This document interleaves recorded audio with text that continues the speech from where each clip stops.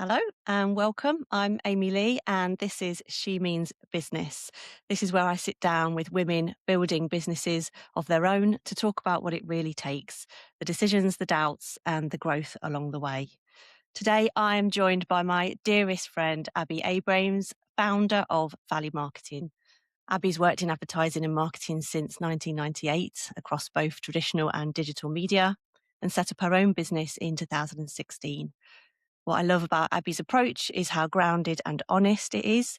She supports businesses with everything from strategic direction to social media campaigns, bringing in a trusted network of specialists when needed, but always with a focus on what's realistic, useful, and right for that business.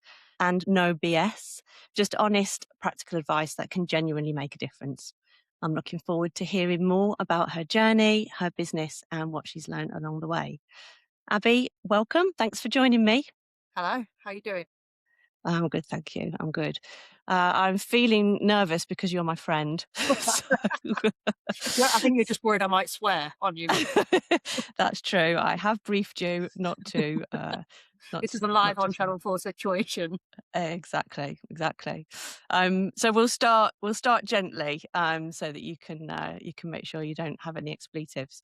But I would love for you to just tell us in your own words about how you got to where you are today, your journey to owning your own business.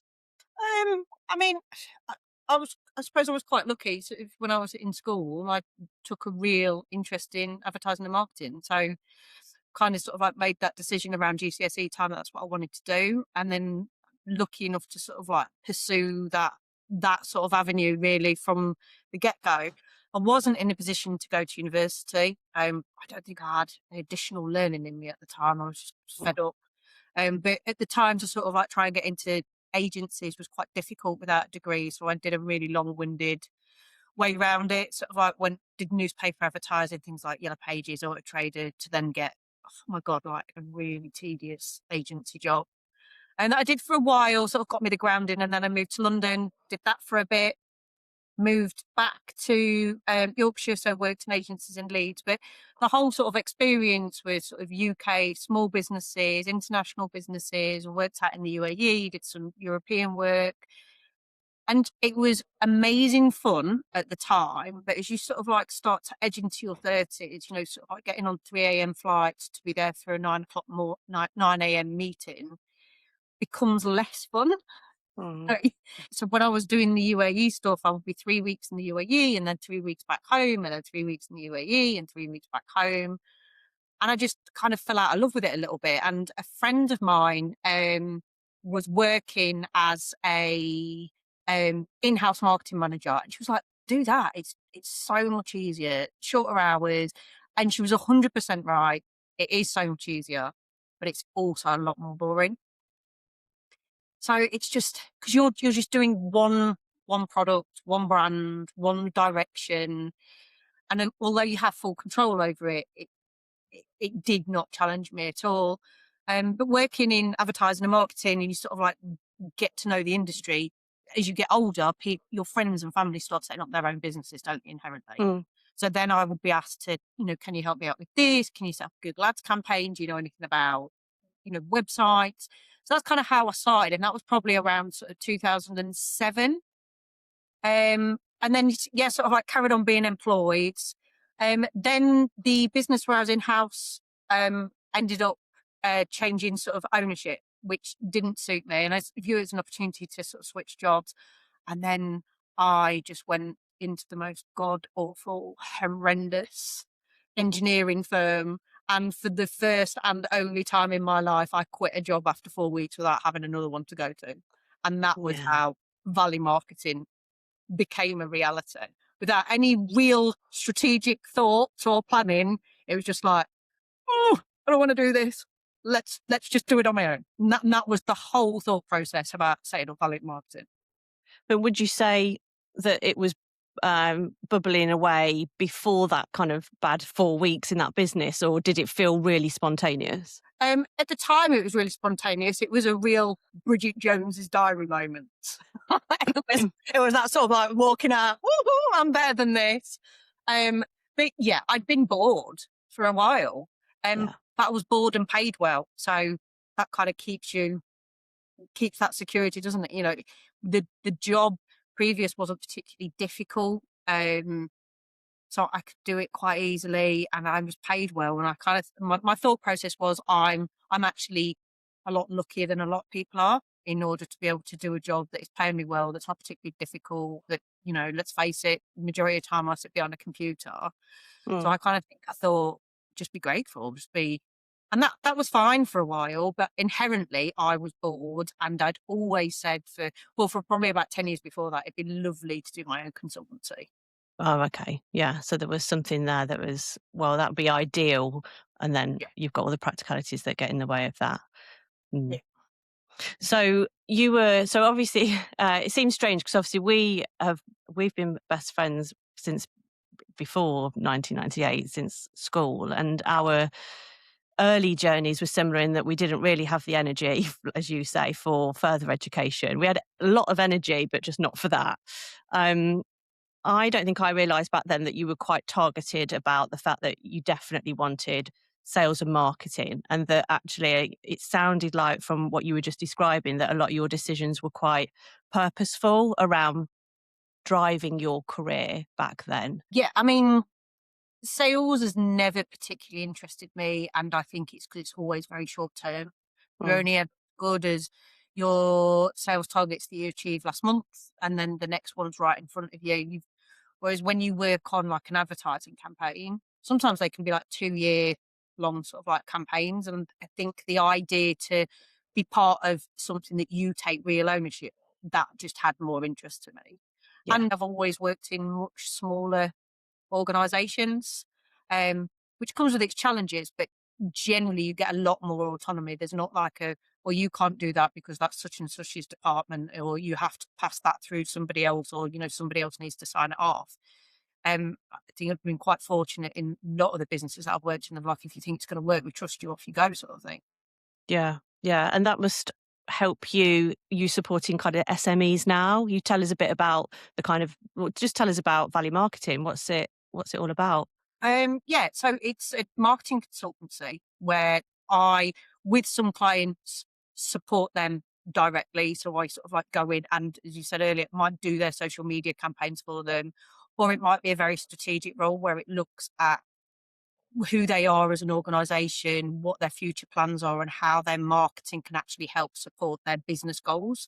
So rather than marketing be a box ticking exercise, like, have I got a website? Yes. Have I done my Instagram post today? Yes. Have I got a Google Ads campaign? Yes. It's more about this is what the business is trying to achieve over the next 3 months, 12 months, 5 years, and how does the marketing sit alongside that to actually drive that? That's the thing that I like doing the most, Mm, um, because you feel like you're part of changing something. Really, I mean, don't get me wrong. Some people do just say to me, "I just need a website builder." There's yeah, no great thought process of that. And of course, like in any job, in any business, you don't just get to, do the bits that you love the most. Um, yeah. so I work with businesses from one man bands up to employees of, I think the highest number is about 300 employees. And sort Oh, of, also, just to correct you, I think we like to say one woman bands on this podcast. you can, that's fine. You go for it. I'm going to stick with one man band. And when I say we, I mean me, Yeah, okay. So not you my do that. team. Okay, well, we'll play both. We'll play equal. I'll go one man, you go one woman, and then we're Okay, ticking okay. most boxes. Not all, but most. Yes, yeah, nice. But how are you feeling about business at the minute then? Yeah, so business is fine, really. Um, I mean, do I ever get like massively excited about stuff? I don't know.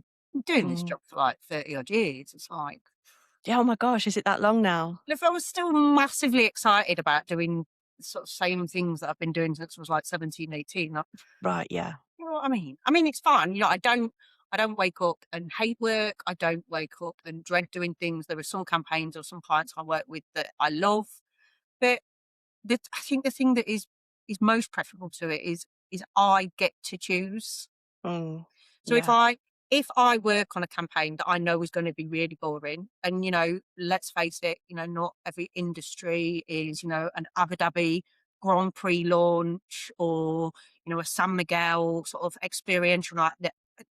Some things are just done. IT firms, accountancies, cleaning, they're all dull necessities that everybody knows about, but they still want to compete. So you still Yeah. have to find a way to sort of work with that.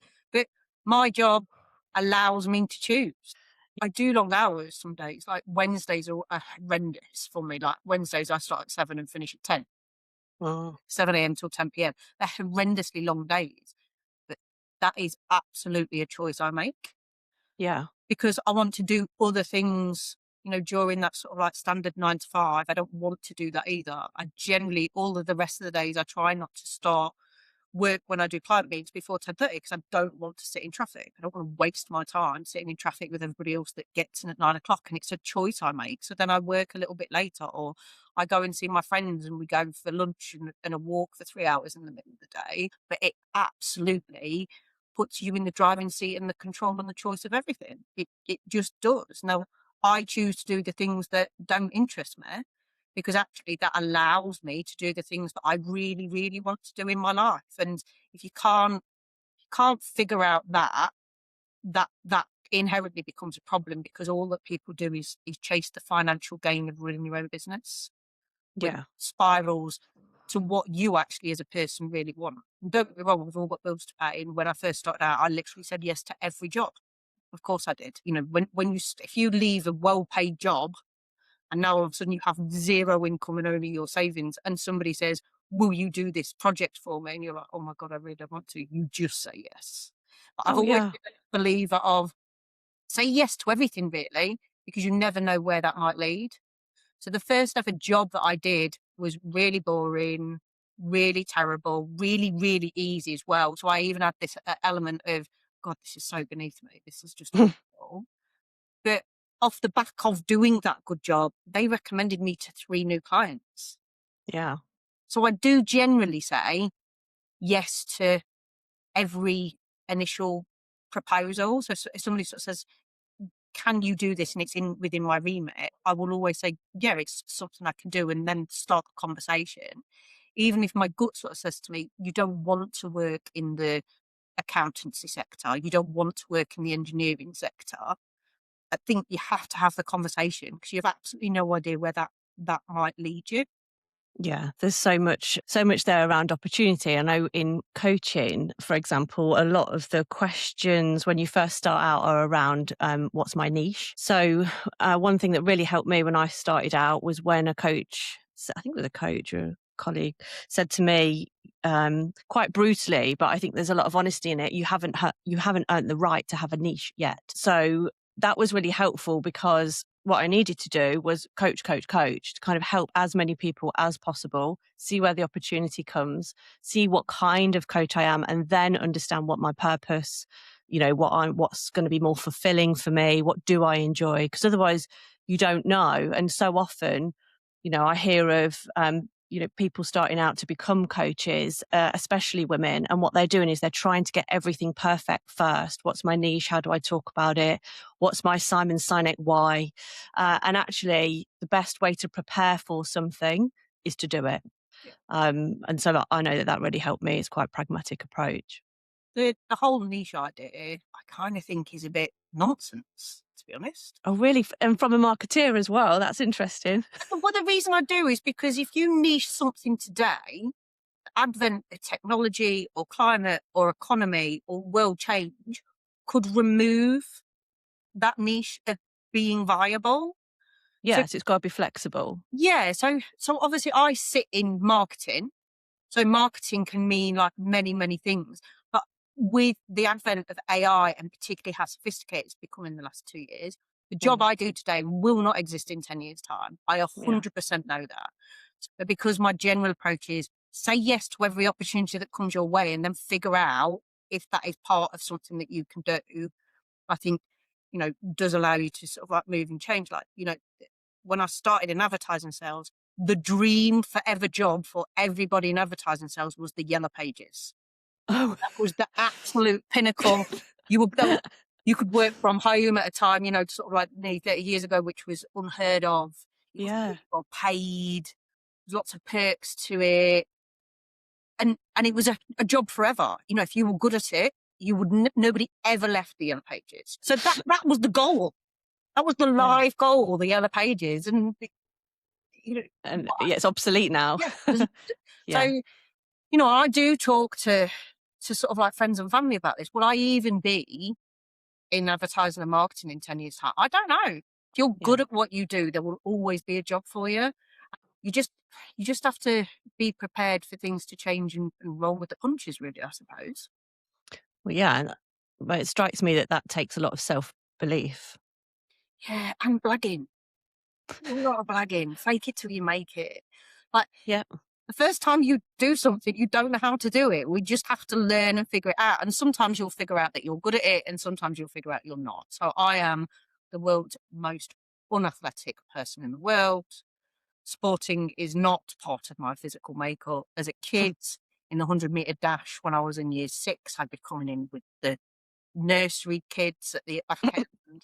I did, for years, I did loads of like 5K runs, 10K runs, half marathons, and you can track the time. So you track the time into this app, and then it gives you where you are, your leaderboard in the world. I was in, now this is how I like to phrase it, I was in the top 5% of the world's slowest runners. Worlds. Yeah.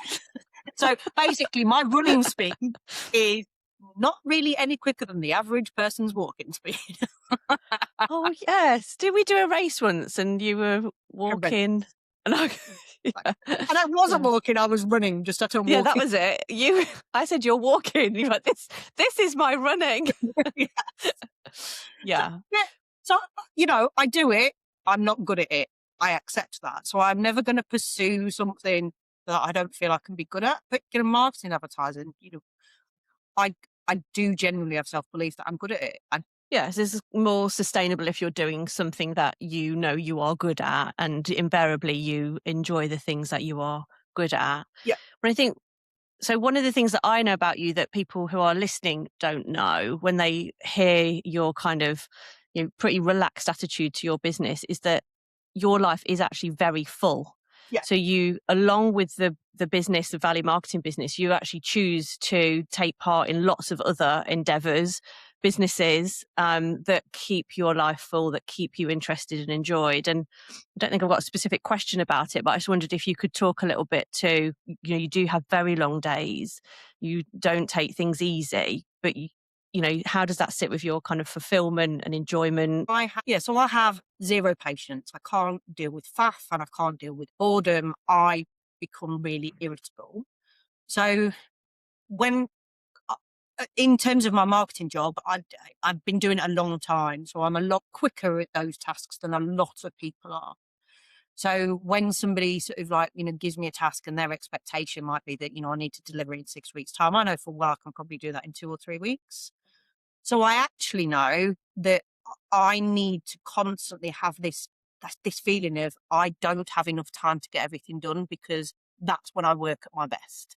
Yeah, me So too. instead of, I don't know, maybe working Valley Marketing 3 days a week on a full-time income, um, and, you know, being ladies what lunch or sleeping more or, you know, I don't know, getting a horse or a donkey or something, I just take on other roles. So I cope. Getting a donkey. Really got an idea that I want a donkey, but my partner, Audrey, is not having it at all. Oh, I like the idea okay. of opening a donkey sanctuary. I feel like that would keep me busy. Nice, Dog nice. Sorry to dog interrupt. dog stroke donkey sanctuary. That's my new life goal. Yeah, I co-own a music school, with my partner. We've been running that for 20 years, and since I've been running my own business completely independently for the last 10 years, I'm more involved in that.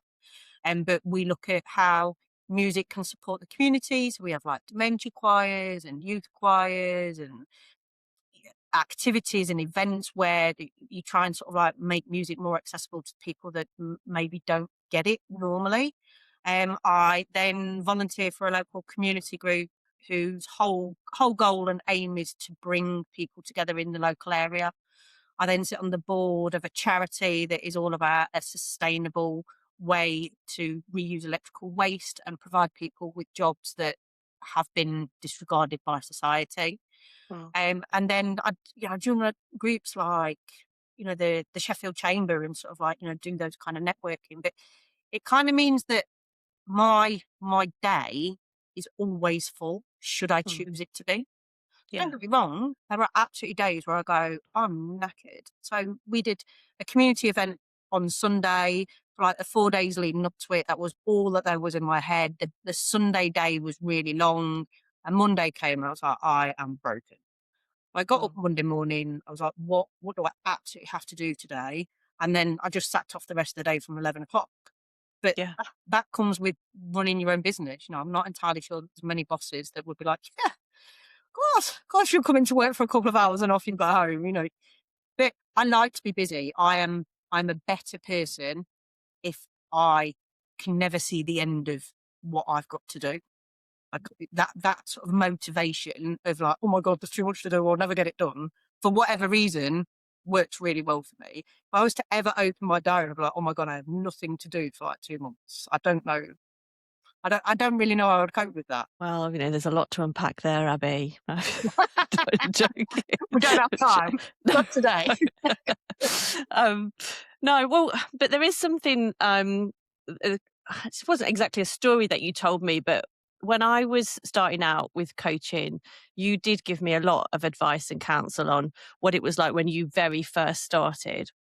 And I'm talking about the sacrifices that you made to make it work. So just going back, because you came out of this kind of awful experience, 4 weeks in this other firm, you made the decision that you were going to set up Valley Marketing, and then you made stuff happen. You obviously have this clear self-belief. Like I was Um, like 100% delusional. Obviously not delusional, And yeah, I but absolutely was. what is your what? Yeah, tell me about what you did and the sacrifices you had to make to So get after my Bridget Jones's, "I don't need you, I'm walk better out. than this job, see you later." And I walked out of that job, right? I had a company car in that job, and that job was 50 miles away from where I lived. I walked out of that job without thinking it through, walked out the front door. I was like, how do I get home? Oh my god. That's how much I thought through the leaving of that job. Oh So I went wow. from like, oh, I'm good. I'm like, and tell me what's new to be done. Oh, I don't know, Uh-oh. train station. Taxi. Yeah. Um, got home, drank vodka, which I don't, I'm not a spirit drinker, but it was the only thing in the house. Cried a bit, woke up the following day, remember thinking, oh, what if I rang them back? Do I think they'd give me my job back? Because all of a sudden, my financial security is over, and it Yeah. is literally over. But I always remember thinking I'd do whatever I needed to do to pay my mortgage. So if that meant, nights in a warehouse, working in McDonald's, whatever job it meant that would tick that box, I would do. So I kind of always had that in mind. But Mhm. I sat and worked out my finances, worked out what I needed to earn, how much savings I had. So immediately, straight away, realised I was massively overextended in stuff that I was paying for. Got rid of my car, got my bike out. I live in Sheffield as well. Sheffield is built on 7 hills, which is not friendly Hills. list. Not friendly at all. And then I thought, oh, well, I'll lose weight. I mean, that didn't happen either. With that big I remember when you were cycling everywhere. I just thought you were eating mad. chips. So yeah, I just kind of like sat down and worked it out. And I was like, right, okay, so if I still need to pay for everything, use my savings, I need to earn £7,000 this year just to cover my costs. And that was like no holidays, no eating out, no takeaways, no getting your hair done, none of this. I think my disposable income budget at that point was £50 a month. That was it after I'd paid for everything. And even then, you weren't considering going back to employment. You were like, no, I want to make my business work. Well, so this is where the delusional thing comes in. And I think, really delusional about how hard it is to go from being a Yeah. successfully employed person to being an unknown Mm. quantity. Like you're Yeah. I going know to that. meet business owners and people who you've never met before and saying, trust me, I can do your marketing. And Mm. actually, marketing, particularly for smaller businesses and individuals, has got a really bad reputation. So now I'm just another voice in that mix of untrusted Yeah. industry. And also, I have a tendency, I have a tendency to say what comes out. It just Yes, but I know that that has helped you. You've It did. told me that that has helped So you big I time. I started going to a lot of networking. Like at one point, it was every day, every single day, because I kind of realised, sort of like 7, 8 months into it, I am not. People don't know who I am. Networking is the way to go. Which is not. I mean, I will talk to anybody, but in that forced environment, it's not pleasant when you start out, Mhm. you know anybody, and you literally just put yourself into that conversation. Again, Bridget Jones's diary. Does anybody know where the toilets are? Yeah. So you just stay in the toilets for a while Yeah, or not, and then lie or to go on yourself. your phone. Yeah, lie to yourself that you've gone to a networking event. Yeah. Um, so anyway, I went to a women in business event, and I mean, I don't really know why I went because I don't really think I believed in that concept at the time. And anyway, I sat in this women in business event, and it was really badly run, and the message was really awful. The message generally was, if you want to be a successful woman in a business, you will only do that if other women support you. It's impossible for you to get ahead on your own. And I remember sitting there thinking, there's absolutely no way, if this was a Mm. full of men, they would say, if you want to be a successful businessman, you will only do it with the support of other businessmen. I just thought Jeez, this yeah. is such a terrible message. And the two main speakers, the two main female speakers at this event, were the wives of business owners. Okay, male, yeah. Yeah. And so I was just Mm. like, I was like, I don't know where I am. A little bit like, is this fake? Am I being set up? What's Mm. happening? So anyway, at the end of this session, one of the women said, "So how's everybody think it's gone? We'd love to have like group discussion, honest feedback. That's all we're looking for. You don't need to make it up." So I did give her some honest feedback about how, like, if I'm obviously older at this point. I'm in my 30s when I'm doing this. I've kind of experienced, work, but there was some 18, 19, 20-year-old women there that were just thinking about setting up on their own. Now all of Mm. a sudden they've been told that's not going to be possible unless you've got some other women backing you. And I was like, why is that a message that we're telling anybody? If you're good and skilled and driven and talented, why does another woman need to support you? Go out, make the connections you need to make, and work hard to make it your success story. Why on earth are you telling people they can't do it on their own? But you wouldn't say that to men. And immediately I remember like rambling on and then realizing how quiet that room had got. And then the woman So goes, this was live in front of "Oh, like everyone in 150 people." Okay.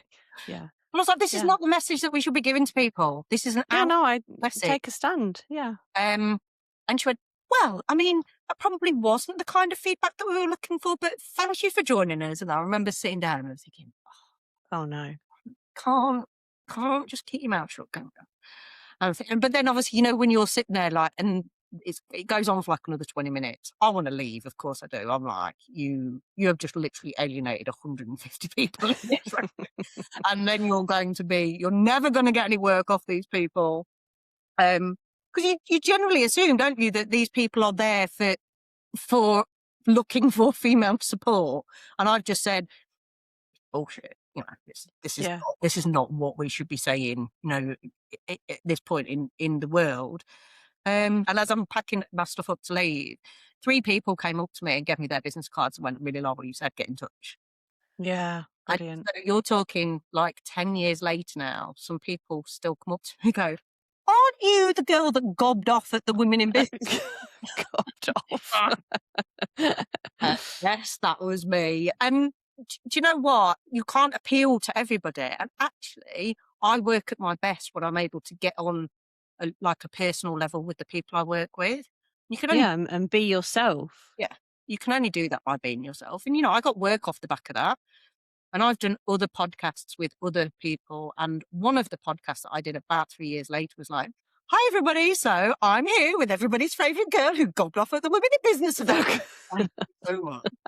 But That is your brand. yeah, I don't mind it. I just kind of feel like the people I know and work with now know that they will always get my honest opinion. The thing is, I think it speaks to the fact that, especially when you're kind of one woman band, you are your business. So people are really kind of buying into you, they're investing in you.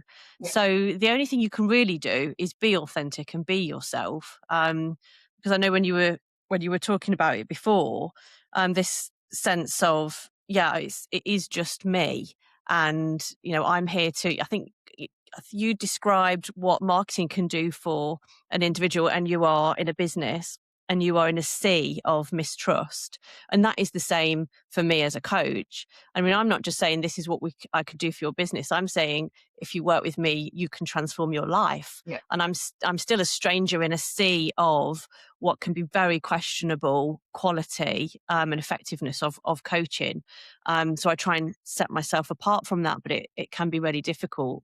I think not deliberately, but the only way I think I do that is through the stories that I tell. So with my clients or programs, I will always use my real life stories, and all of them. Yeah. My real life stories that um, might bite me on the bum if do start talking publicly about them, because they are about the mistakes that I've made as I've grown up, and the experiences that I've had.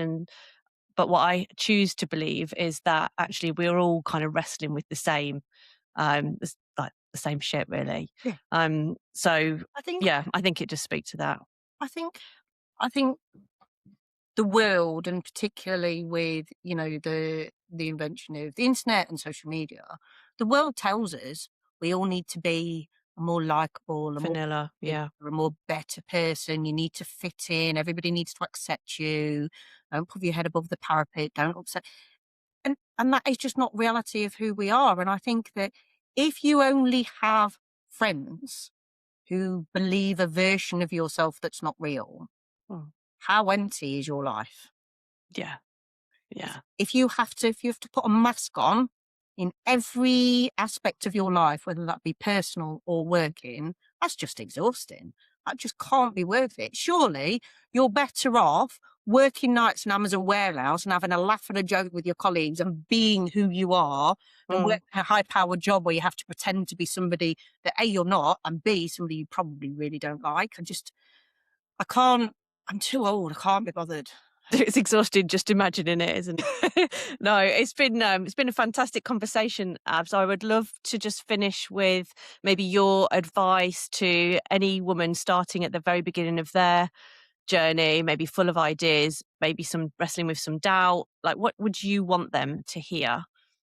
Um, in the most unromantic way. Screw it, just do it. Mm. You will regret the stuff that you wish you'd have done when you were 30 by the time you get to 60 and you never did it. The worst that's going to happen is you're going to have to stop it and get a job. Now, I'm not saying screw it, let's do it for 10 years and end up bankrupting yourself and living in a tent in the woods. But if you've got that time and the space and the opportunity, just just do it. If Yeah, you and if you have got, like, friends and family and other business owners that are around you, talk to them, ask them advice. A really, really good thing is an organization like a chamber, because there are, or like, Launchpad, or, like here we've got something called Business Sheffield. These are really good organizations to find like-minded startups, business owners, establish, grow, to sort of say, this is what I'm thinking, what would you do? Because somebody will always sort of say to you, have you thought about? And you'll be like, yeah, oh no, I didn't even realize that was a thing. So yeah, having real advice, proper experienced advice, is really, really key to do it. But if you inherently really want to do it, just do it. What is the worst that's going to happen? And when you're in the thick of it and it feels terrible, and you are, and I've been there, been like, this was such a bad idea. What am I doing? What are my savings that I've saved up? I've cycled through them all. I'm like 20 again. I've got nothing. I've got credit card debt. That feeling passes. I look back at that feeling now, and it's so inconsequential. It's so yeah. meaningless.